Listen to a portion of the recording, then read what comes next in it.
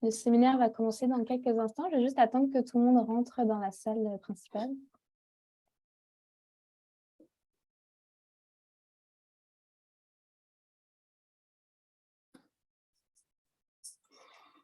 Donc, c'est notre premier séminaire de la nouvelle programmation. Exactement. On lance la programmation avec vous. Ah.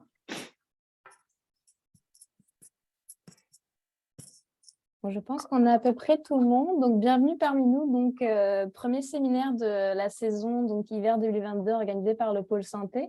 Donc, aujourd'hui, le séminaire, comme vous avez pu voir, il va donc porter sur la plateforme web initiée par l'organisme sans but lucratif Entraidant. Donc, aujourd'hui, on a nos 3 conférenciers. Donc, Denis Chenvert, directeur du Pôle Santé de HEC Montréal, chercheur associé au CHUM et administrateur de Entraidant. Également, nous avons Linda Linis, directrice générale d'Entraidant et étudiante au MBA HEC Montréal. Et notre 3e conférencier est donc Vincent Rajotte, président d'Entraidant et chef de service au SAD de Rivière-du-Loup. Je vais vous laisser tout de suite la parole pour lancer le séminaire. Merci beaucoup, Florence, pour cette présentation et pour avoir organisé la programmation de cette année des séminaires du Pôle Santé. Bienvenue à tous. Pourquoi parler d'une plateforme telle que Répit Aidant? Pourquoi parler de cette plateforme? Quel est l'objectif?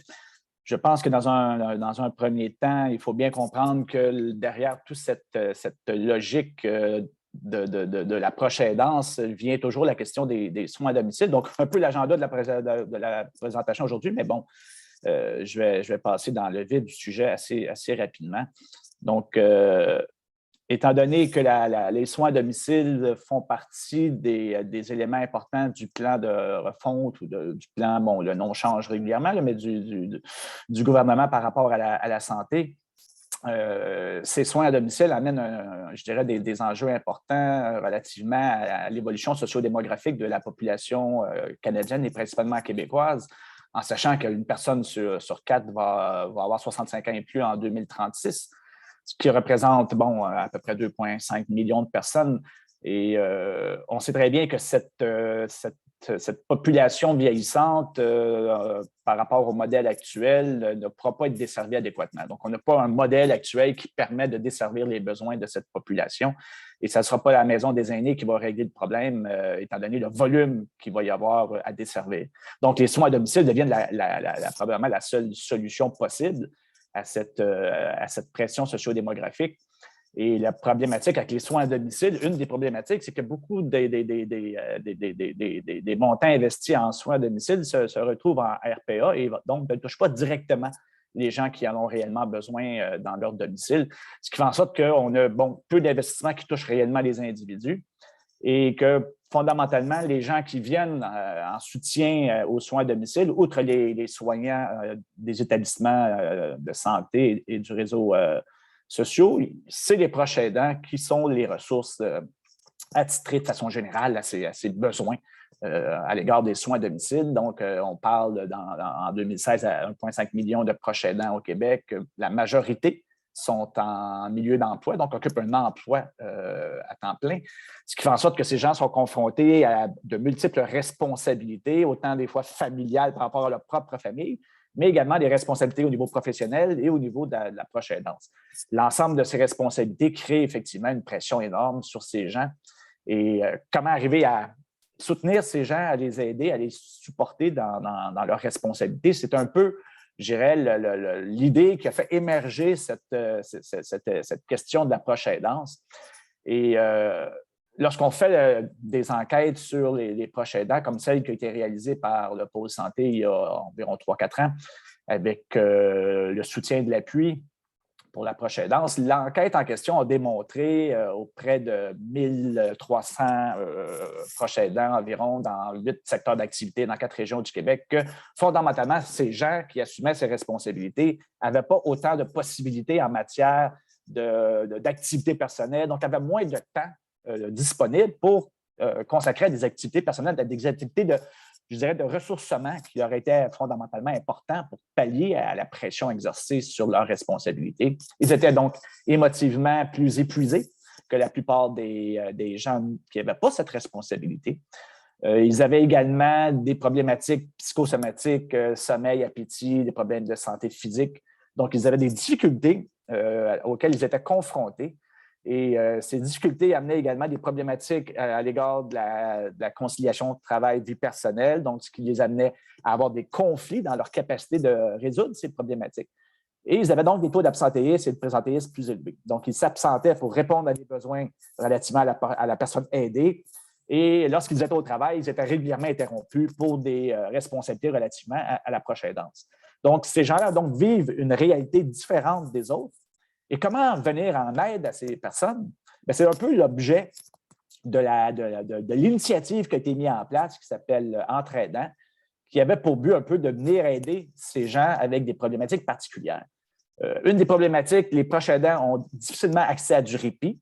Donc, lorsqu'ils ont des problématiques d'épuisement ou lorsqu'ils ont besoin avec une urgence qui les affecte au niveau professionnel ou personnel, ils ont de la difficulté à trouver un moyen de pouvoir pallier à leurs responsabilités vis-à-vis de l'aider.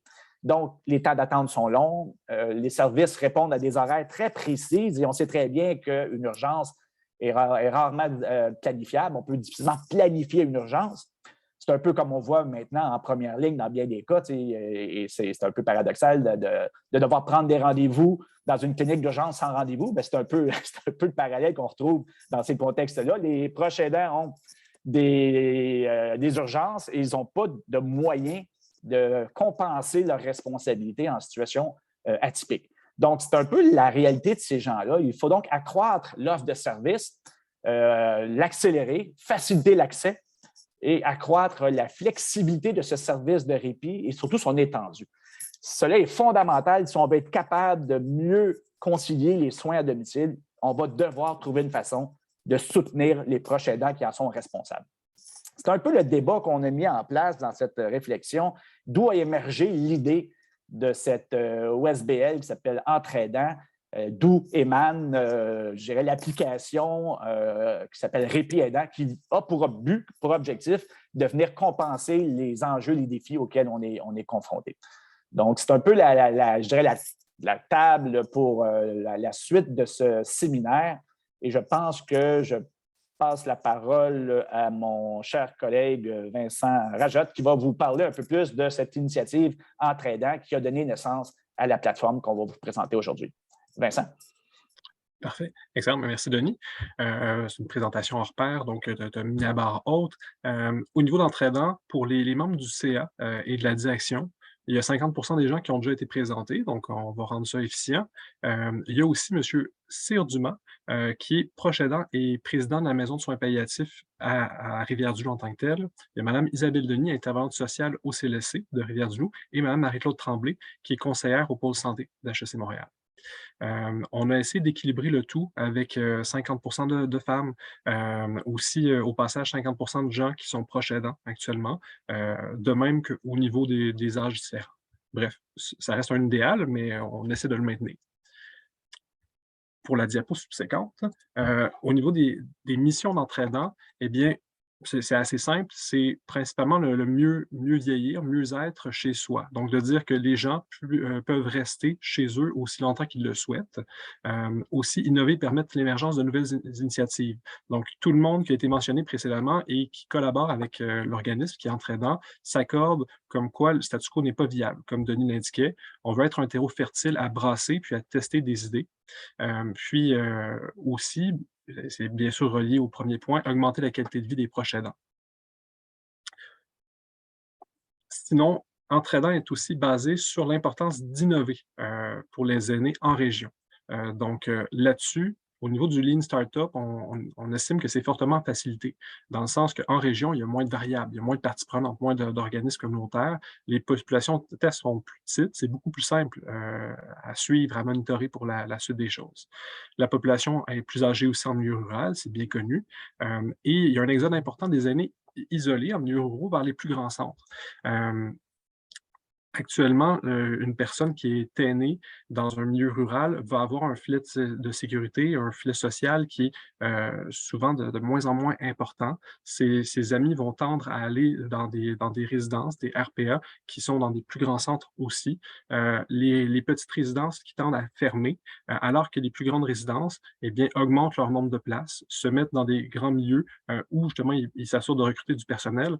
Mais on est dans un espèce de cercle vicieux de dévitalisation des milieux ruraux en ce moment. Il faut qu'on trouve des façons de lutter contre ça. On émet aussi une hypothèse comme quoi, pour plusieurs initiatives, évidemment pas toutes, qui sont dédiées aux aînés, incubées en région puis transférées en grand centre après coup et provenant plus adaptés, en lien avec le fait que toute proportion gardée, il y a plus d'aînés en région, et efficient que le contraire. En termes d'efficience, à investissement égal, on risque d'avoir plus de chances en région de savoir si l'initiative fonctionne ou pas. Sinon, au niveau de la démarche plus spécifique pour ce qui est de répit aidant, donc comment est-ce que l'idée de répit aidant a émané, là? Ça a débuté du côté du HEC Montréal pendant un cours d'entrepreneuriat social en 2016. C'était une formule pitch de dragon, donc de se dire, bon, ben, on doit identifier une clientèle cible. D'entrée de jeu, ça avait été les proches aidants qu'on s'était dit en équipe qu'on allait aller sonder. Parce que, ben, en fait, pour de multiples raisons qui ont été mentionnées précédemment.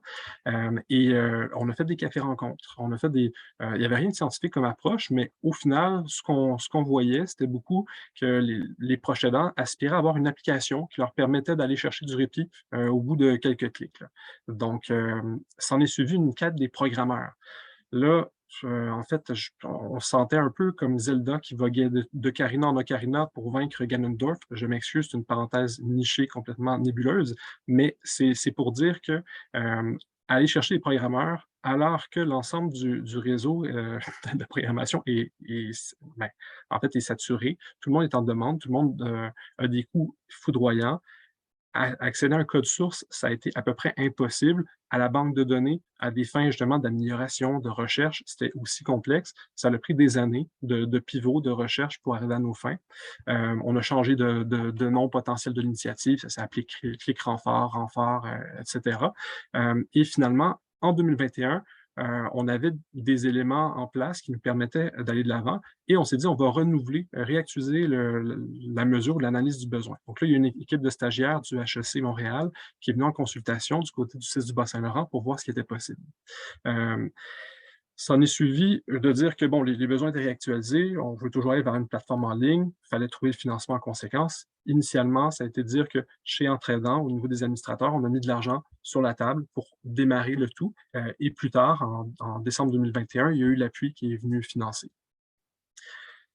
Sinon, pour la suite, hop, je vous fais un espèce de petit pré-mâché, c'est de la purée visuelle en ce qui a trait aux enjeux identifiés par les proches aidants. Donc, avec l'équipe d'HEC Montréal qui est venue au Bas-Saint-Laurent, il y a eu des sondages qui ont été faits auprès des proches aidants, il y a eu des focus group, donc une démarche un petit peu plus étoffée que précédemment.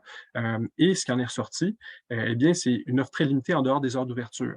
Les organismes communautaires, les CLSC, sont bons, mais entre le 8h et 16h, du lundi au vendredi. Lorsqu'il y a des fériés, lorsqu'on est samedi-dimanche, ça fait mal. Il y a une complexité immense. Donc, pour un proche aidant, il y a les éléments de saisonnalité. Il y a le fait qu'il y ait plusieurs organismes communautaires, des organismes, certains qui s'épanouissent, fleurissent, d'autres qui vont fermer, certains qui ont des offres qui varient de trimestre en trimestre. Cet effet-là semble avoir été amplifié avec la COVID et les revirements organisationnels que tous ont vécu, qui étaient nécessaires. Mais bref, ça a été assez majeur. Aussi, il y a beaucoup de proches aidants qui indiquent être gênés de demander de l'aide, qui ont toute l'impression de ne jamais en faire assez. Et il y a une discordance avec le prochain point qui est de dire qu'en parallèle, ils ont une responsabilité élevée qui amène à un manque de répit, de temps libre. Donc, lorsqu'ils passent par-dessus ces deux éléments-là et que finalement ils demandent du répit, eh bien, ils identifiaient qu'il y avait des délais importants pour avoir le dit répit. D'ailleurs, en termes de délai, on s'est dit qu'on allait se pencher là-dessus, au niveau de la cartographie. Donc, sans qu'on aille dans les détails, parce que c'est beaucoup plus petit et c'est beaucoup trop petit et c'est souhaité, tout ce que vous voyez dans la cartographie de demande de répit pour un proche aidant qui n'est pas connu d'un organisme ou d'un réseau au préalable, eh bien, ce qui est en haut à gauche, on parle de l'évaluation clinique. Pour environ le 3/4 de ce que vous allez voir pour les autres étapes, on n'est pas dans de la valeur ajoutée là. Et il y a 19 étapes, 6 intermédiaires, au moins 6 appels téléphoniques, au moins une visite en personne. Bref, c'est foncièrement lourd comme processus et on a eu la chance de le décrocher visuellement vers ces fins-là. Outre ça, encore là, dans une optique d'aller vers une application, on s'est dit quel est l'effet de la pandémie et il y a des recherches qui existent à cet effet-là, comme quoi les gens sont passés de 75 à 91 à l'intérieur de 6-7 mois sur l'utilisation en conséquence. Donc, il y a plusieurs personnes qui ne pensaient jamais faire des FaceTime de leur vie se sont ravisées sur le poids du contexte et des paroles enjôleuses, sans doute, de Dr. Arruda. Pour la prochaine diapo, règle générale, eh bien, c'est de dire qu'on a sondé aussi les proches aidants, savoir, bon, est-ce qu'une plateforme web, ça fait du sens? Donc, les gens semblent dire, on a besoin de répit, nous sommes majoritairement ouverts à une plateforme et en plus, nous sommes des autodidactes infinis. Évidemment, on parle de perception ici, mais d'entrée de jeu, on avait de la matière pour cheminer dans notre démarche. Je vais parler un peu du projet de recherche-action qui est alentour de Répit aidant. Donc, je ne sais pas si vous connaissez le livre Atomic Habits de James Clear. Question de rester en superficie, puis quand même d'être un peu divulgateur. Ça se résume à se mettre dans un carcan où on ne peut pas reculer. D'entrée de jeu, pour débuter ça, on a créé un OSBL. Bon, c'est tel que tel. On a mis notre argent dans la démarche. Là, on commence à être un peu plus dans un carcan. Puis, lorsque tout ça était fait, on s'est dit, mais parfait, quelles sont les étapes subséquentes? Et on est embarqué dans l'initiative Bien vieillir chez soi, qui est très complémentaire à nos yeux. Donc, c'est une initiative bas-laurentienne. Il s'agit d'une formule de Living Lab qui est, je suis hautement biaisé, là, mais qui est très intéressante et où on allie un projet, une action à la recherche d'emblée. Le but du Bien vieillir chez soi, ça le dit tel quel, c'est mieux vivre à domicile. La cible, ce sont les aînés et proches aidants. Comme vous voyez, avec l'émission d'entraidants, il y avait un fit quelque part. Pour le financement, ça vient à 70% du privé, de la Fondation Mirella Lino Saputo, puis 30% du public. En termes de rendu, c'est l'évaluation de la performance de l'outil mis en place par le projet. C'est franchement super puisque ça oblige à une rigueur scientifique et éthique. Ça permet de rectifier le tir avec des proches aidants, des aidés, des chercheurs qui sont objectifs, qui sont là tout le long du cheminement. Et il y a 4 axes principaux qui vont être mesurés. Le principal, c'est pour ça qu'on l'a badigeonné en gras, c'est le mieux-être des proches aidants et des aînés, bien certainement, la qualité de vie. Sinon, il y a aussi l'offre et la demande de répit. En ces temps de pénurie de personnel, c'est quelque chose qui est un must. On ne peut pas passer à côté de ça, à savoir si ça correspond, s'il y a des créneaux horaires qui sont plus difficiles, plus complexes, etc. L'expérience d'utilisation, la convivialité. Et finalement, est-ce qu'il y a un gain en efficience pour l'ensemble des parties prenantes? Et là, Répit aidant, ce que ça ingurgite en hiver, de façon un peu prématernelle, ça ressemble un petit peu à ça, cette diapo-ci. Ça se veut quelque chose qui est convivial, visuellement parlant, bien sûr. Donc, d'un côté, il y a les proches aidants et de l'autre, les accompagnateurs ou les personnes qui sont prêtes à dispenser du répit. Entre tout ça, eh bien, c'est de dire qu'avec la plateforme en ligne, sans intermédiaire, il y a des jumelages, une synchronisation des horaires et des particularités. Par particularité, on parle de particularité géographique. Où est-ce que l'accompagnateur est prêt à aller pour offrir du répit? Particularité de langue, particularité clinique. Donc, est-ce que l'aidé a besoin de mobilisation? Est-ce qu'il y a des problématiques au niveau comportemental? Est-ce que, aussi au niveau caractéristique, peut-être plus classique, est-ce qu'il y a un animal de compagnie? Est-ce que c'est un milieu fumeur, etc. Tout ça, on veut que ça soit rapide d'entrée de jeu, mais il faut que ça se fasse dans un cadre sécuritaire. Donc, les données sont hébergées au Québec, un peu comme sur du Azure, comme Microsoft Teams utilisé dans le réseau de la santé. Et outre ça, eh bien, c'est de dire que l'entièreté des proches aidants et des accompagnateurs font l'objet d'une approbation préalable par les CCCIUS et les organismes communautaires qui sont partenaires dans la démarche. Puis, finalement, en termes des bénéfices escomptés, pour les proches aidants et aidés, sans vouloir être redondant, c'est sûr qu'il y a le maintien à domicile qui est l'objectif principal, la diminution du stress chez les proches aidants, l'augmentation de l'autonomie, le fait que les proches aidants, les aidés peuvent choisir eux-mêmes qui va offrir le répit, la rapidité à avoir du répit, on estime et on croit être conservateur que ça serait réduit en termes de litres de 93 pour quelqu'un qui est connu. Donc, le fait de ne pas avoir d'intermédiaire, qu'un proche aidant demande du répit et qu'automatiquement un accompagnateur reçoive un message texte en disant « Est-ce que vous voulez aller donner du répit? » Ça va aller très promptement et en fait, ça va très promptement en ce moment. Pour les organismes communautaires, les CIS, les CIUS, on parle d'efficience. Donc, on parle beaucoup de lourdeur administrative dans le réseau auprès des organismes, de maximiser le temps de terrain. Eh bien, ça c'est un outil qui s'imbrique exactement dans cette optique-là. Avoir de l'information en direct pour soutenir les proches aidants. On parle de recherche, bien sûr, mais outre ça, par-dessus tout, on peut avoir de l'information clinique hors pair. Exemple type, lorsqu'un proche aidant fait une demande de répit, automatiquement sur la plateforme, il est question de savoir pourquoi est-ce qu'il y a une demande de répit. On va applaudir, on va gixer Noël dès qu'il y a une demande de répit qui est faite pour du loisir, pour de la détente. Mais lorsque la demande de répit va être pour de l'épuisement, eh bien, le pilote du CLSC, de l'organisme communautaire, va connaître la raison de répit et va pouvoir lever un drapeau en disant « Oh, là, peut-être que l'intervenant pivot du côté du CLSC pourrait intervenir ». On aspire aussi à ce que ça amène une baisse des hospitalisations. C'est important de parler de la double hospitalisation à mes yeux en ce moment. Ce n'est pas seulement anecdotique. Donc, ça arrive souvent qu'il y a des proches aidants qui vont tenir des aidés à bout de bras à domicile et que par la force des choses, ça va amener que le proche aidant, s'il est hospitalisé, eh bien, il va y avoir une hospitalisation de l'aidé. Ce sont aussi des préalables. À nos yeux, c'est un préalable pour le soutien intensifié à domicile et l'hospitalisation à domicile. Donc, ce sont deux éléments qui sont le futur, une partie du futur, du moins au Québec et dans le réseau de la santé. Néanmoins, si on a comme angle mort l'approche aidance, ça va être difficile. On ne va pas potentialiser la suite des choses. Et pour ces quatre parties prenantes-là, proche aidant, aider, organisme communautaire, CIUS, il y a l'offre 24/7. Donc, maintenant, un proche aidant qui a le spleen à 20 h le soir peut demander du répit pour le lendemain, entre autres. Ça permet de coaliser l'offre. Donc, que les organismes communautaires, que le CLSC ne fonctionne pas en silo nécessairement et que tout se retrouve à la même place. Une vigilalité très rapprochée. Donc, après chaque répit, il y a une appréciation de l'expérience qui est remplie des deux parties. C'est quelque chose qui est confidentiel, mais que les pilotes ont en temps direct. Donc, les gens des organismes communautaires, des CC, des CIUS. Et finalement, ça permet un canal de communication. En ce moment, on fonctionne immensément par téléphone. Donc là, c'est de dire que les proches aidants, ils sont difficiles à identifier. On va envoyer des messages à la télévision, dans les journaux, sur Facebook, de façon plus ou moins précise. Avec ça, on serait certain de pouvoir communiquer aisément avec les proches aidants, proches aidants qui évoluent, dans le sens que ça se peut qu'un proche aidant soit proche aidant seulement quelques semaines, après ça qu'on n'ait plus besoin de le contacter, etc. Et finalement, il y a plusieurs autres parties prenantes au passage dans la communauté. Là, j'ai beaucoup parlé. Merci à vous d'avoir tenu jusque-là. Je relaye la parole à Linda qui rend dans le beaucoup plus tangible et pertinent comparativement aux parenthèses d'arborescence de mains multicolores que je vous ai lancées.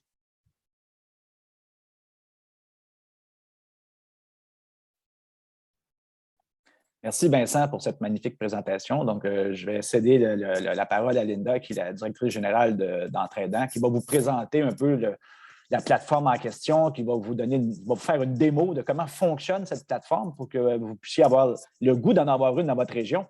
Et l'idée pour nous, c'est de pouvoir étendre les services qu'on offre dans le Bas-Saint-Laurent à d'autres régions du Québec.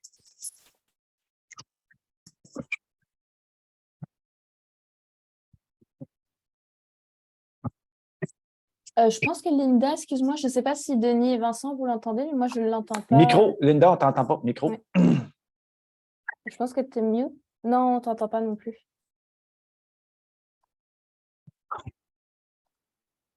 Non, ça ne fonctionne toujours pas.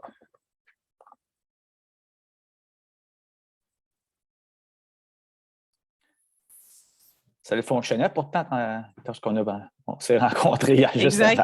Ah, là, ça marche. C'est bon? OK. Oui. Ça fonctionne. Okay. Donc, merci Denis, merci Vincent. Donc, je dis bonjour à tous. Donc, avant de vous présenter la plateforme, je vais d'abord vous parler des étapes qui ont été réalisées depuis la création d'Entraidant. Donc, comme Vincent en a parlé, l'organisme a été créé en septembre 2021, donc il y a tout juste 1 an. Quelques mois plus tard, en décembre, l'appui pour les proches aidants parraine et soutient financièrement le projet, donc Répit Aidant, ce qui donne le démarrage des développements de l'application que vous allez voir dans quelques instants. Donc, les développements durent jusqu'à la fin du printemps 2022, donc vers mai-juin. Ensuite, il y a un partenariat qui est signé avec le CIS du Bas-Saint-Laurent qui comprend 2 volets principaux. Donc, le premier volet, c'est la contribution en nature, c'est-à-dire que 2 employés par RLS vont être formés à Répit Aidant et vont ensuite utiliser la plateforme en tant que pilotes locaux. Et le deuxième volet, c'est vraiment que les répits ponctuels reconnus par la DPSAPA, donc la Direction du programme de soutien à l'autonomie des personnes âgées, passent exclusivement par Répit Aidant en dehors des heures d'ouverture des CLSC et que ce soit fortement encouragé pendant les heures d'ouverture traditionnelles. Donc le projet, une fois que l'entente a été signée, le projet pilote a pu être lancé à Rivière-du-Loup, donc en juin, avec 5 proches aidants et 5 accompagnateurs. Donc là, les formations se faisaient en personne, étaient individualisées vraiment pour une prise en main de Répit Aidant. Puis le projet pilote s'est prolongé cet été, donc un ajout graduel de 15 personnes. Donc là, toujours avec un support numérique, mais sans support individualisé systématique. Donc vraiment pour se rapprocher du processus cible dans lequel nous sommes aujourd'hui. Et depuis septembre, donc il y a eu un déploiement élargi à Rivière-du-Loup. Déjà, il y a eu l'intégration de l'organisme communautaire Comité La Source qui offre des disponibilités de répit ponctuels sur la plateforme. Et depuis mi-septembre, on contacte, les usagers soutien à domicile connus du CLSC ont été contactés pour savoir s'ils étaient intéressés à rejoindre et à utiliser la plateforme. Donc, je vais vous parler des résultats à Rivière-du-Loup. Donc, le premier bilan à Rivière-du-Loup, c'est qu'aujourd'hui, 80% des proches aidants contactés étaient intéressés. Donc, il y a déjà 50% qui sont inscrits, puis les inscriptions continuent. Donc, l'organisme communautaire Comité La Source dont je vous parlais a rejoint la plateforme et offre des disponibilités. Donc, c'est la majeure partie des disponibilités qui sont présentes aujourd'hui pour Rivière-du-Loup sur la plateforme. Il y a 85% des travailleurs chèque emploi-service qui est également intéressés et qui sont déjà inscrits. Donc, ils offrent également des disponibilités sur la plateforme. Et depuis le lancement, donc plus de 35 jumelages ont été effectués à Rivière-du-Loup. Donc, je vais vraiment vous présenter l'application. Donc, je vais arrêter mon partage d'écran pour partager l'application.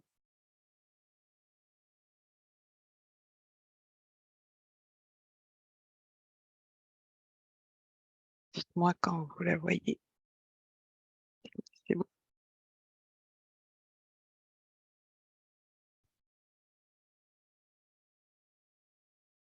Oui, ok, parfait.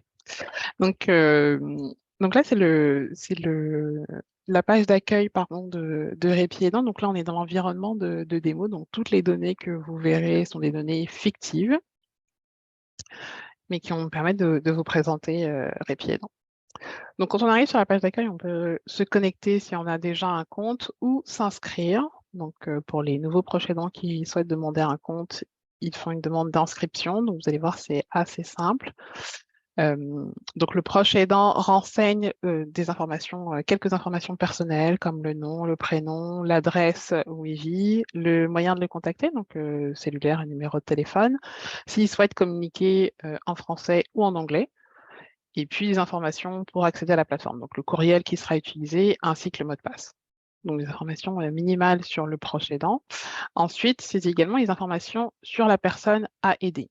Donc l'identité de la personne, donc le nom, le prénom, le numéro d'assurance maladie, la relation avec le proche aidant, la langue parlée par la personne aidée, son adresse qui servira en fait à déterminer le secteur d'intervention pour les accompagnateurs, et puis la situation. Donc là, vous voyez 4 critères à l'écran qui sont, je pense Vincent en a parlé tout à l'heure, milieu fumeur, présence d'un animal domestique, ce sont des informations qui sont communiquées par le proche aidant, mais il y aura ensuite d'autres critères qui seront ajoutés par le pilote et qui serviront également au jumelage avec les accompagnateurs. Je vous montrerai tout ça tout à l'heure quand nous verrons le compte d'un pilote.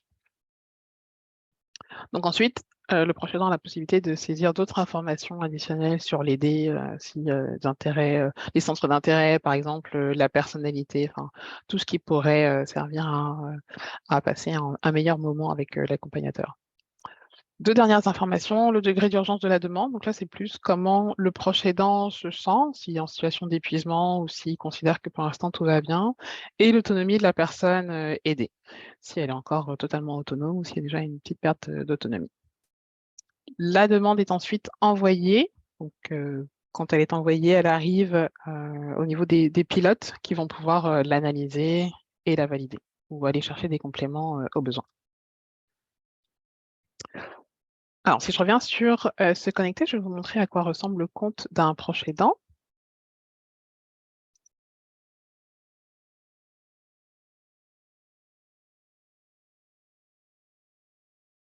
Donc, quand un proche aidant se connecte à son compte, ça ressemble à ça. Donc, c'est Amélie, notre proche aidante, qui aide Monique. Donc, elle voit immédiatement sa banque de temps de répit associée à Monique, parce qu'elle pourrait avoir plusieurs personnes aidées. Enfin, en tout cas, elle pourrait aider plusieurs personnes. Donc, la banque de temps est associée à Monique. Donc, Monique avait 50 heures, pardon. Il lui en reste 39. Elle voit également les prochains répits qui sont planifiés et leur statut.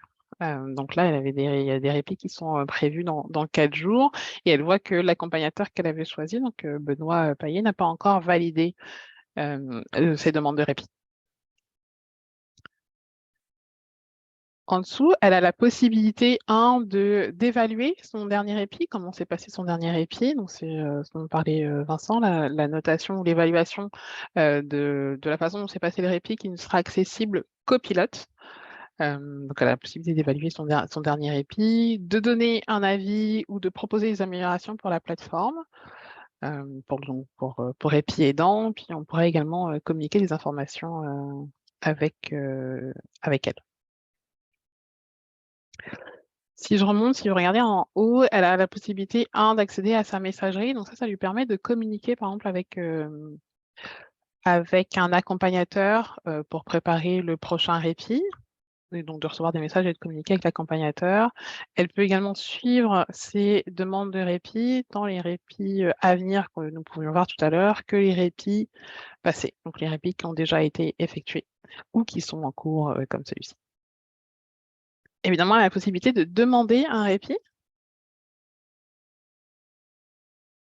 Donc, dans les critères du répit, elle indique pour qui elle demande le répit. Donc là, elle a une personne aidée, donc ce serait pour Monique. Elle indique sa date, le début du répit, donc la date, ainsi que l'heure à laquelle elle voudrait commencer le répit, la durée, on va mettre 3 heures, et si elle est flexible sur l'horaire. Donc, flexible sur l'horaire, c'est pour savoir si on peut lui proposer des disponibilités la veille, le lendemain ou dans la journée, mais pas exactement à l'heure qu'elle a indiquée.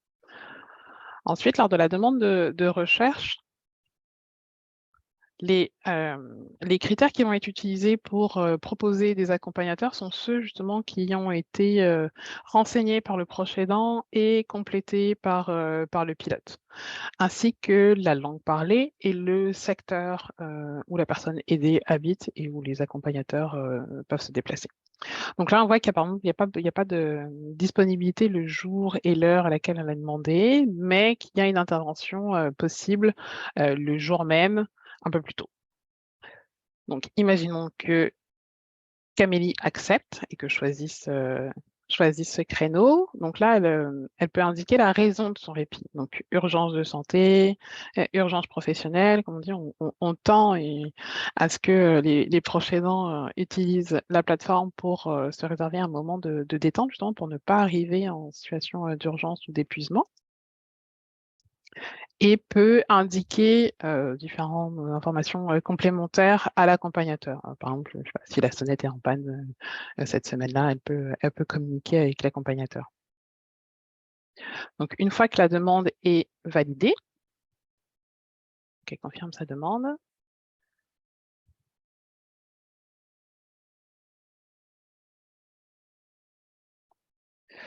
elle retrouve donc un message est envoyé directement à l'accompagnateur pour l'indiquer qu'il a une nouvelle demande de répit.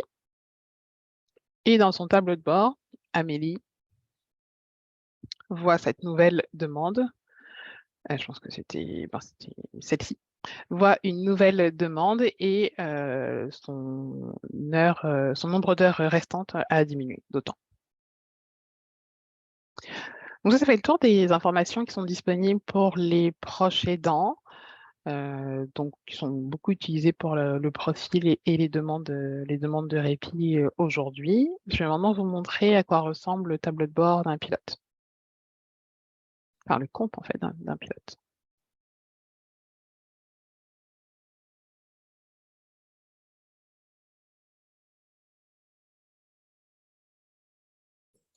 Linda, juste pour le besoin des gens, c'est quoi un pilote? Ça représente qui exactement?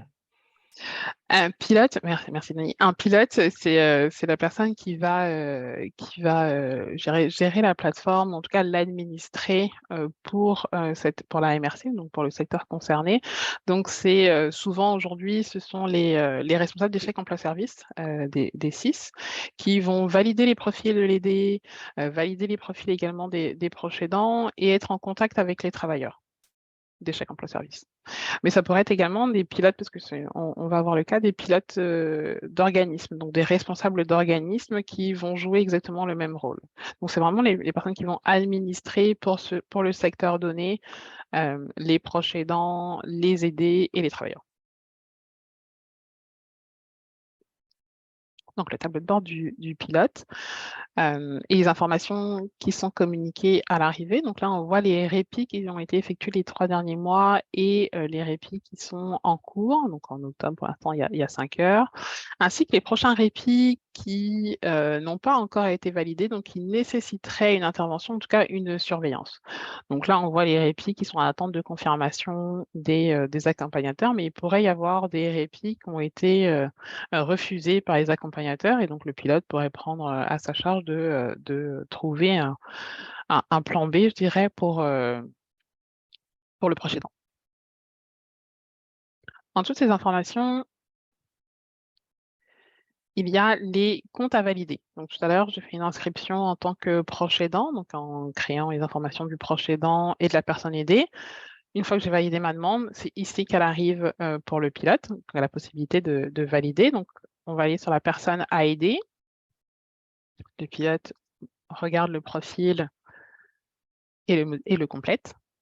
Donc là, il y a des gens qui ont déjà été renseignés, mais donc le pilote validerait le compte, indiquerait le crédit de temps alloué, donc à la personne aidée, vérifierait les informations personnelles, nom, prénom, numéro d'assurance, et viendrait compléter les critères tout à l'heure. Donc les critères qui sont plus cliniques sont à la main du pilote, donc comme par exemple si l'aider est en soins palliatifs, s'il y a des troubles du comportement, s'il y a besoin d'administration d'insuline ou besoin d'administration de médication, donc la loi 90.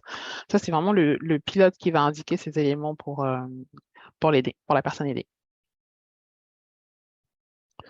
Puis l'accès aux informations qui avaient été communiquées tout à l'heure par le proche aidant, donc le degré d'urgence et l'autonomie de la personne aidée. Ça soit modifié. Voilà. Voilà, donc ensuite, on pourrait enregistrer les modifications et donc là, le profil de la personne, je vais le faire, mais le profil de la personne aidée est validé. Maintenant, il faut également valider le profil du proche aidant rattaché. Donc, il se trouve que ce proche aidant avait déjà été validé parce qu'il a un autre aidé. Mais donc, le compte serait validé ici, les adresses, les informations personnelles seraient vérifiées à haut niveau. Et il n'y aurait pas plus d'action pour valider le compte du proche aidant. C'est vraiment sur le compte de la personne aidée que le pilote se concentre un peu plus parce qu'il faut vérifier les critères cliniques. Donc aujourd'hui, ce sont des gens qui sont connus du CLSC, mais il faut vérifier les critères cliniques et indiquer les bons critères pour le jumelage. Donc là, je n'ai pas fait de modification. Si je retourne sur le tableau de bord du pilote,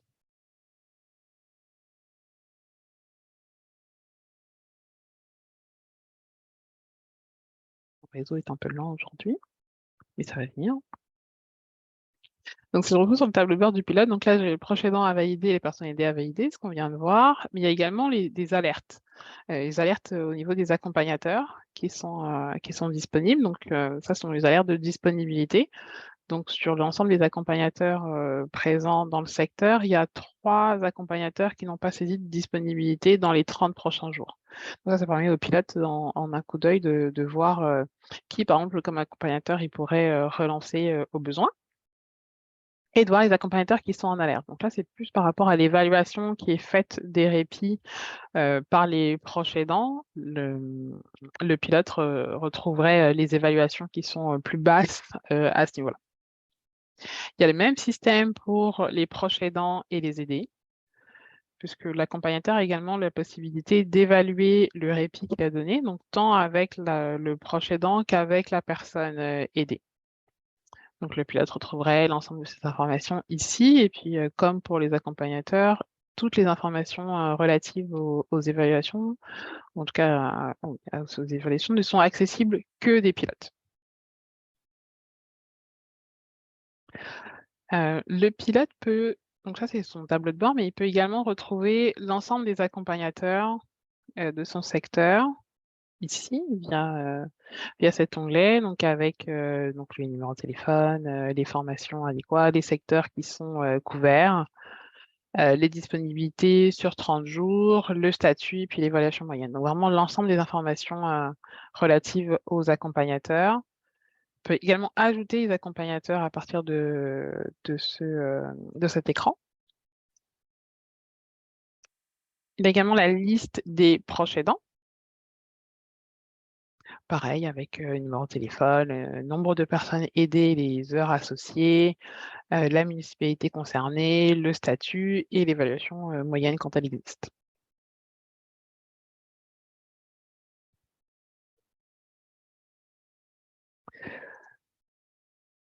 Même possibilité pour les personnes aidées, le tableau est similaire. Et le pilote a également la possibilité de revoir l'ensemble des demandes de répit. Donc on a vu tout à l'heure les demandes qui nécessitaient potentiellement une intervention, en tout cas une surveillance, mais là, le pilote peut voir dans le cas présent, les 25 répits qui sont à venir et leur statut. S'ils sont validés et à faire ou s'ils restent à valider. On pourrait également accéder au répit passé, au besoin.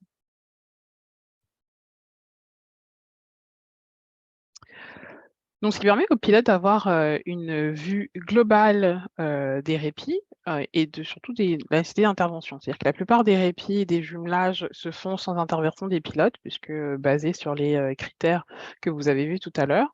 Donc, le pilote peut suivre les répits qui ont été effectués, mais il n'a pas forcément d'action à poser et peut se concentrer sur les répits qui nécessiteraient une intervention de sa part. Donc, certains répits qui ont été refusés si vous proposez une solution de contournement ou travailler avec les accompagnateurs qui ont par exemple une évaluation plus basse, ainsi qu'une meilleure vigie sur je dirais la santé ou la qualité de vie des proches aidants et des aidés, puisqu'une évaluation basse pour les proches aidants ou les aidés peut signifier une dégradation, par exemple, de la santé, et donc des critères qui ne correspondent plus à la réalité terrain. Donc ça permet également une meilleure vigie aux pilotes. Oui, j'ai fait le tour de l'application telle qu'elle existe aujourd'hui. Je vais vous parler des prochaines étapes. Je vais revenir.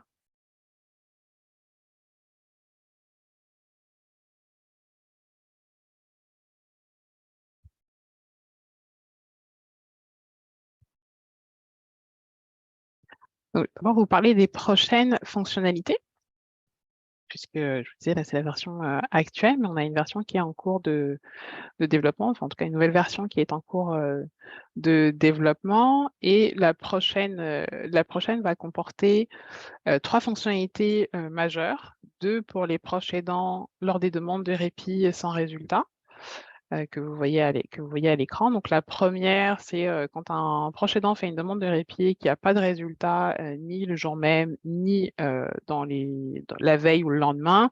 Là maintenant, il va voir l'ensemble des disponibilités sur les jours alentours. Donc, il va y avoir une dizaine de jours et il va pouvoir choisir la journée.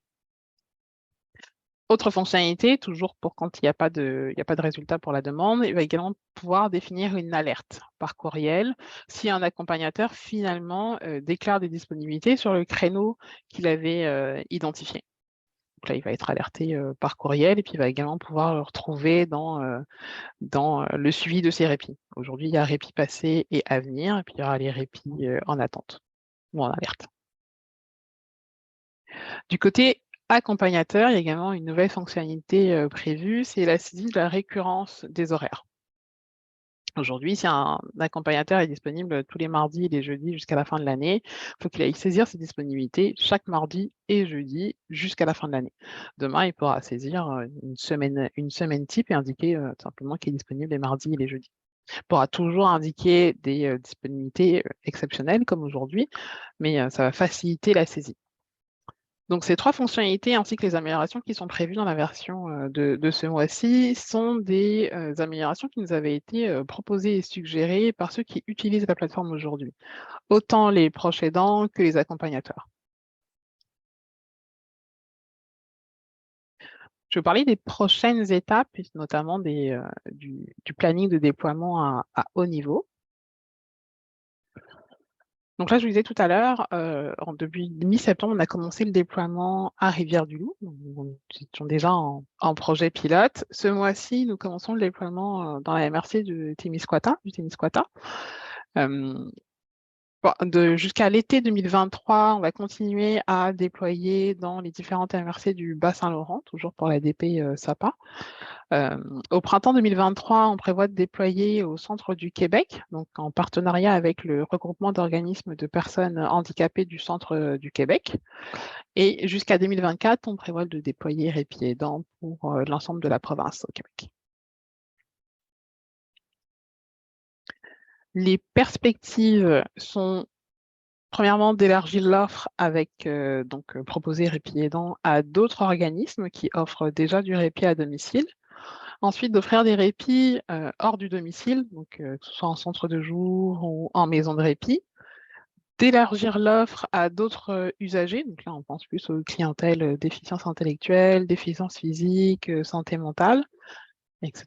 Et de devenir une porte d'entrée au service finalement, parce qu'aujourd'hui on s'adresse aux proches aidants qui sont connus du CLSC, mais demain on pourrait très bien avoir des proches aidants non connus du CLSC qui ont besoin d'aide et qui font les demandes d'aide à travers la plateforme.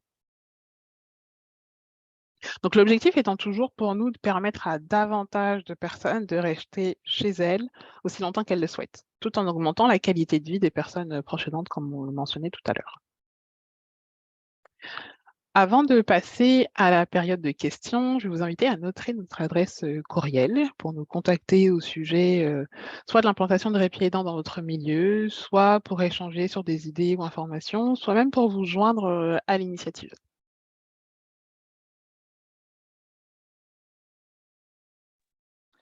Merci, Linda, pour cette magnifique présentation de cette innovation en matière de services sociaux. Donc, je ne sais pas s'il y a des gens qui ont des questions à adresser là, aux présentateurs. Donc, vous pouvez lever la main virtuelle ou je ne sais pas si, Florence, il y a une autre façon d'y arriver. Je ne sais pas c'est quoi ton mode de fonctionnement, mais la parole est à vous.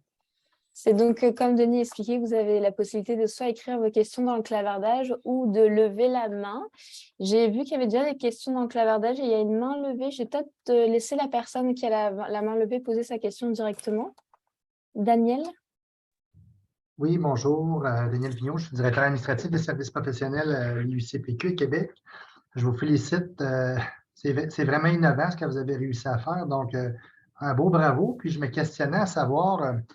Ce modèle-là, j'imagine qu'éventuellement, il va être partagé à l'ensemble du réseau pour s'en inspirer parce que quand on est aux prises, justement, avec des proches aidants, c'est pas évident de se retrouver avec une offre de service qui tend à être de plus en plus en demande et pour laquelle je pense que ça viendrait répondre avec à beaucoup de personnes, dans le fond, qui sont dans le besoin. Oui, effectivement, c'est l'objectif d'élargir autant d'un point de vue territorial, donc dans l'ensemble du Québec, comme on le mentionnait, et puis pourquoi pas du Canada à l'avenir, mais également en fonction des autres usagers. Donc vraiment pour adresser toute la proche aidance. Si je peux rebondir sur ce que Linda vient de dire, en gros, on travaille de concert en fait avec l'appui à ces fins-là et même le terme répit aidant vient d'une complémentarité avec info aidant potentiellement. Donc en ce moment, on est en lean startup, ça débute, mais on pense que ça pourrait être quelque chose qui s'imbrique.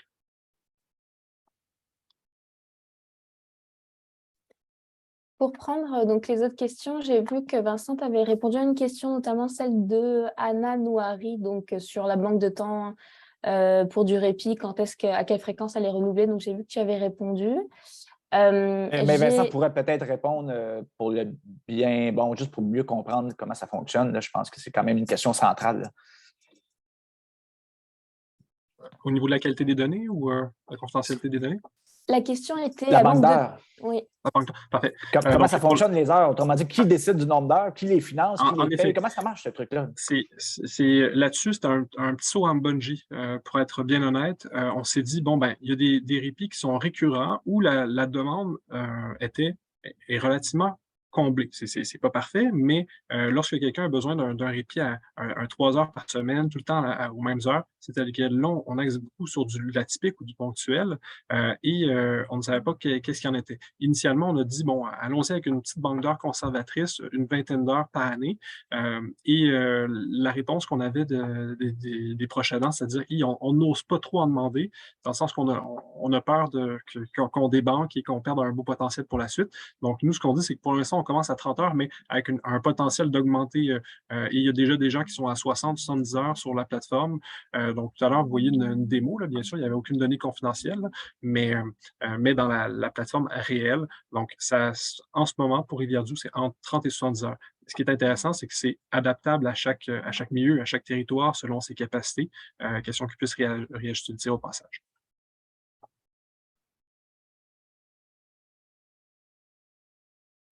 J'ai vu aussi qu'il y avait des questions par rapport pour rentrer en contact avec donc les personnes qui ont initié la plateforme web. Donc Linda, je t'invite peut-être à mettre l'adresse courriel que tu as mis dans ta présentation directement dans le clavardage, mais simplement pour information aussi pour tout le monde, la vidéo est enregistrée, elle va être présente sur le site internet du pôle santé et notamment la présentation. Donc vous pourrez avoir accès à toutes les informations de la présentation. Je vais continuer les questions. Je vois celle de Emmanuel Turcotte. Donc, quelles sont les mesures mises en place pour s'assurer de sécuriser l'échange et la conservation d'informations confidentielles?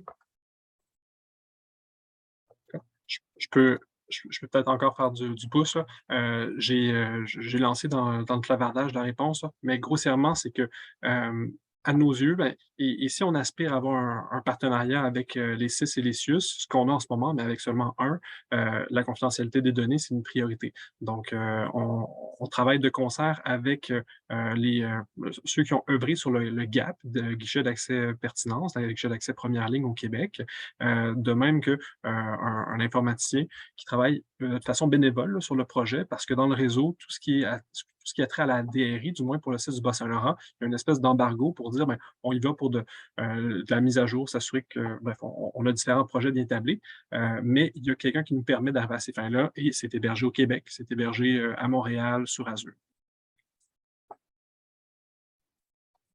Anna Nouari, je vois que vous avez la main levée. Oui, bonjour. Merci beaucoup pour cette présentation. C'est vraiment très enrichissant comme information. Je suis conseillère cadre au CIUS de l'Est de l'île de Montréal. Alors, suite à la question que je viens de poser par rapport à la banque de répit, en fait, d'heures de répit, si j'ai bien compris, c'est entre 30 heures et 70 heures. Mais exemple, la personne qui a 70 heures, est-ce que c'est basé sur son état de santé, les besoins d'aide, parce qu'elle demande beaucoup plus, j'imagine? Parfait. Oui, je vais aller un peu dans la poutine, mais tout à fait. Là-dessus, c'est de se dire que tout le monde qui est connu du soutien à domicile à Rivière-du, dans le cas présent, a le droit à 30 heures. Ça, il n'y a pas de questionnement. On dit du moment qu'on est suivi. Après coup, Si jamais quelqu'un a besoin de plus d'heures, on regarde selon l'évaluation clinique en partenariat avec le pivot, en fonction de l'OCC, de l'OMC. Donc, exemple type, quelqu'un qui est pratiquement avec un profil d'autonomie grabataire, mais on va aller vers le 70 ou au-delà pour supporter le prochain aidant. Donc, oui, c'est en fonction de ça. Et on le traite comme les autres demandes de répit qui se font déjà, mais qui sont récurrentes en parallèle. OK, parfait. Puis j'ai une deuxième question, si c'est possible. Donc, par rapport à la rémunération, est-ce que les accompagnateurs, les travailleurs en fait, est-ce qu'ils sont rémunérés aux heures qui ont donné du répit auprès des personnes ou ils sont aussi rémunérés par rapport à leur disponibilité? La rémunération est seulement en lien avec les heures qui sont offertes là, en tant que telles, bien sûr. Donc, on parle justement de gens d'organismes communautaires qui ont des partenariats avec les CIS et les CIUS à des fins d'assurer la qualité et oui, la rémunération conséquente, puis de travailleurs de chèque emploi-service, par exemple. OK, parfait. Donc, il n'y a pas de prime de disponibilité qui est intégrée à ça. OK. Non, ça peut être quelque chose qui est exploré, bien sûr, mais actuellement, ce n'est pas le cas. OK, parfait. Ben, merci beaucoup. C'est une bonne idée quand même qui est soulevée à ce moment-ci pour générer plus de disponibilité. Advenant qu'on a des difficultés à réconcilier l'offre et la demande, bien, ça fait partie des leviers stratégiques qui pourraient être activés. Et je pense que c'est une bonne idée de dire, bien, pourquoi pas encourager les gens à offrir plus de disponibilité et pour ce faire, bien, leur donner une reconnaissance par rapport à ça. C'est une très bonne idée. Mais je pense qu'on devrait en prendre bonne note. Merci. Je vais prendre comme question suivante celle de Jennifer Pépin. Donc, par rapport au au secteur légal, est-ce qu'il y avait des enjeux légaux à régler avant le déploiement, notamment quant à l'accès aux informations confidentielles ou de validation de la qualité des personnes offrant le répit?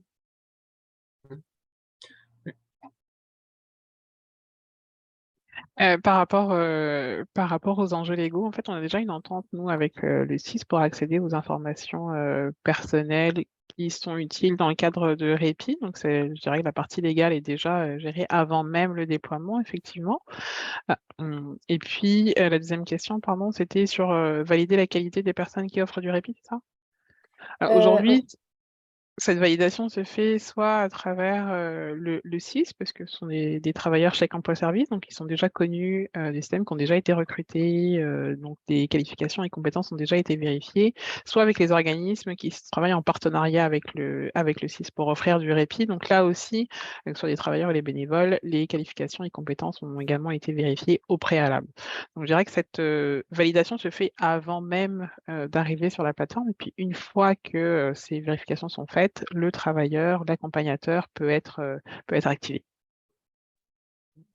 Oui, et si je peux faire du pouce aussi, en lien avec la nouvelle entente qu'on a avec l'appui pour l'année qui s'ensuit, on est allé chercher un avis légal au préalable par rapport à notre responsabilité et imputabilité. Et effectivement, au niveau de la déserte en tant que telle, c'est un outil qu'on offre, donc l'imputabilité reste du côté des organismes communautaires, etc. Donc, nous, on ne vient pas en concurrence auprès d'organismes ou de ceux qui dispensent le répit, on veut juste coaliser puis être justement un allié en conséquence. J'ai Chantal Samson qui nous demande est-ce que le nombre de ressources offrant du répit répond à la demande? Sinon, doit-il y avoir priorisation et quel délai d'attente?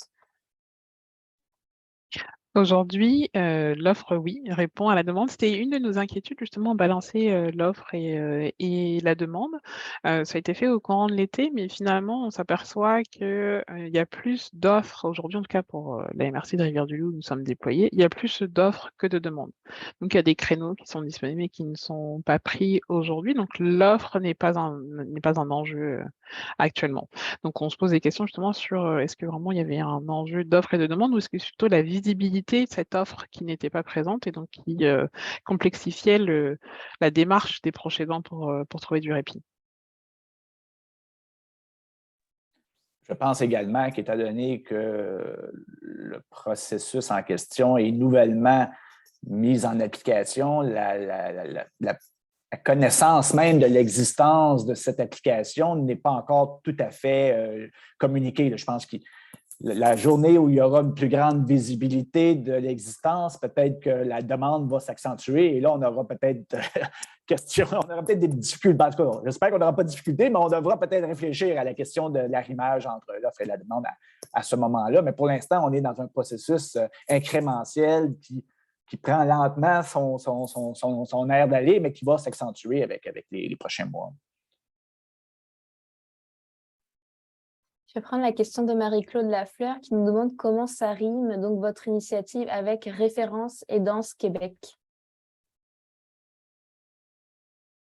Là, je pense que je vais avoir besoin. Oui, vas-y, Vincent. En fait, par rapport à Référence et Danse Québec est principalement avec une clientèle cible qui a trait aux professionnels de la santé. Donc, de dire que les professionnels vont référer des proches aidants là-dessus. Moi, par la force des choses, je pense juste que ça risque d'être complémentaire ou d'aider à certains égards. Il faut dire que Référence à Danse Québec réfère à deux organismes principalement. Je crois que c'est la Société Alzheimer ou encore de l'autre côté, l'appui, le Info Aidant. Donc, nous, étant connectés à Info Aidant, on croit qu'on va pouvoir capitaliser là-dessus. Ce sont deux choses, par exemple, qui sont développées en parallèle en toute honnêteté et transparence. Donc, mais en quoi notre approche, Vincent, est différente de cette approche-là? En quoi qu'on est complémentaire? Quelle valeur ajoutée on apporte par rapport à l'existence de ça? Bon, en fait, c'est ça. Je pense que Référence à Danse Québec est actuellement permet à ce que des usagers qui ne sont pas connus des services soient connus. Ce que Répiédant ne permet pas en ce moment. On veut le faire à un moment donné, puis on devra s'arrimer en conséquence. Là, c'est plus de dire que c'est pour de la clientèle qui est connue des services et on offre le Répi en ligne en direct. C'est ça, c'est le noyau, c'est le cœur. Hein.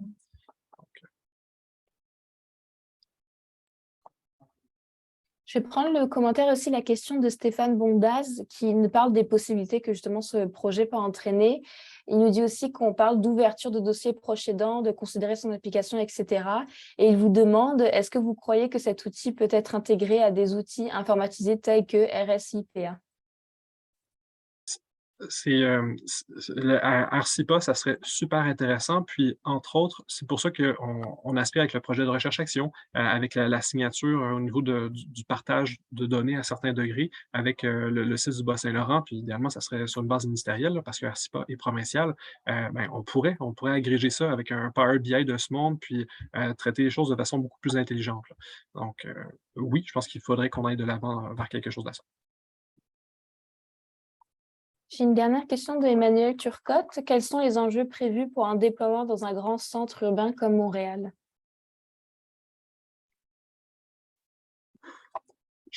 Linda, je te laisse celle-là parce que.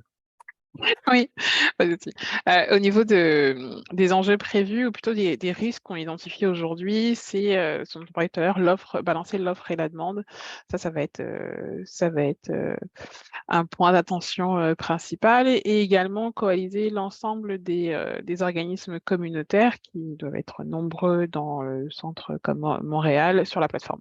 Donc, ce sera certainement fait de manière incrémentale. Mais ce sont les deux risques qui sont identifiés aujourd'hui. On ne parle pas encore d'enjeux pour l'instant. Parfait. Bon, d'accord, je vais être rabat-joie, je vais parler d'obstacles aussi, là, envisageables, finalement. Désolé, au besoin, Linda ou Florence, vous pouvez me mettre sur mute, ça serait bien compréhensible. Sur le principe, comme on disait, on veut y aller en ligne startup, donc commencer dans des petits milieux, tester du tout. Il faut qu'on aille dans des plus gros milieux aussi pour voir ce qu'il y en est. Mais en commençant dans des océans bleus, là, en termes stratégiques, de se dire dans des endroits où justement, il y a de l'offre de répit, mais c'est à peu près uniquement des organismes communautaires, des chèques emploi-service, c'est une chose. Là où est-ce que de l'offre en privé en parallèle, ça en va en être une autre, parce que ce qu'on met en place risque de en fait, il faut trouver une façon de l'imbriquer, sinon ça va concurrencer l'offre en privé. Donc ça, c'est une réflexion qu'on a graduellement, mais au final, on n'était pas à l'aise de dire on va embarquer, entre autres, sur la plateforme, des organismes à but lucratif, par exemple, qui vont aller chercher du 40 de l'heure pour du répit.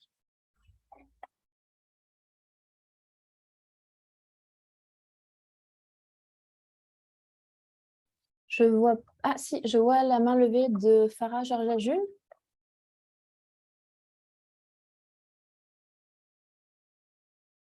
On ne vous entend pas, je ne sais pas si vous avez votre micro allumé.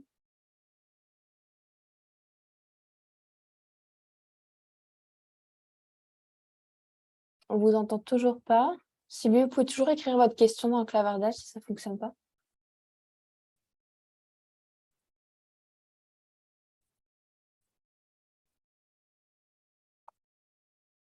Entre-temps, peut-être, juste simplement pour vous répéter, mais donc l'enregistrement du séminaire d'aujourd'hui, ainsi que la présentation PowerPoint, elle va être présente donc, sur le site internet du pôle santé. Je vous ai inscrit le site internet dans le clavardage.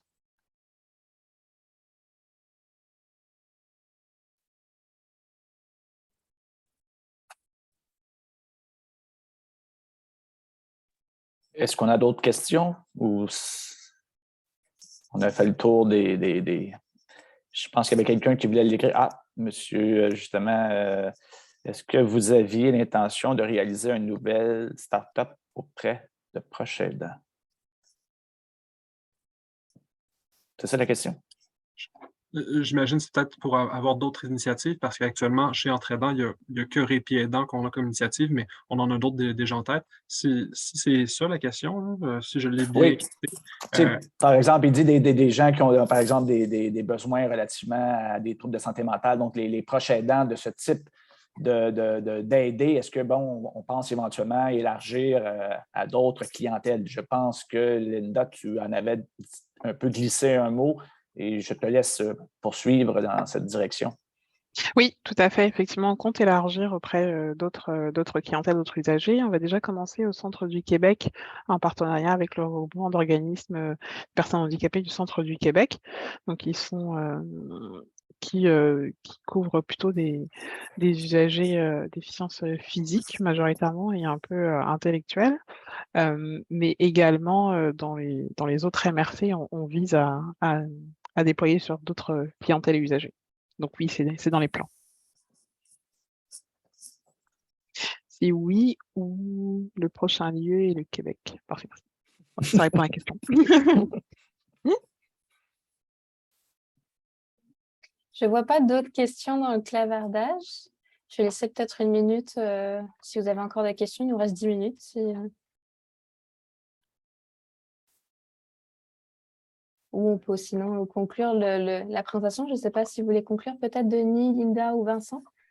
Je voulais remercier Vincent et Linda et toi-même, Florence, pour ce séminaire, le premier de cette nouvelle programmation.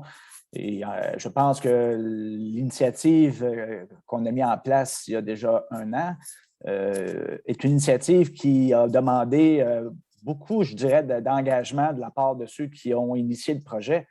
Et un des problèmes, c'est que les innovations et la créativité qu'on cherche à faire pénétrer dans le réseau de la santé est souvent confrontée à des obstacles importants. Et ce n'est pas tous les innovateurs qui vont par eux-mêmes, je dirais, ouvrir ces barrières. Et donc, ça devient, je pense qu'on doit être capable de mettre en place un écosystème dans lequel les innovations vont percoler davantage dans le réseau de la santé et des services sociaux, parce que ce n'est pas tous les gens qui vont faire comme on a fait, c'est-à-dire investir soi-même l'argent pour faire la première démo qu'on a développée. Donc, quelque part, il va falloir trouver une façon de faciliter le processus pour que les gens qui ont de bonnes idées, il y en a beaucoup, puissent avoir une chance d'atteindre une demande qui n'est peut-être pas suffisamment ouverte en ce moment là, en matière d'innovation et de créativité. Mais bon, je pense que les choses sont après évoluer lentement, mais sûrement. Je ne sais pas si vous aviez d'autres pour le mot de la fin, Vincent et Linda.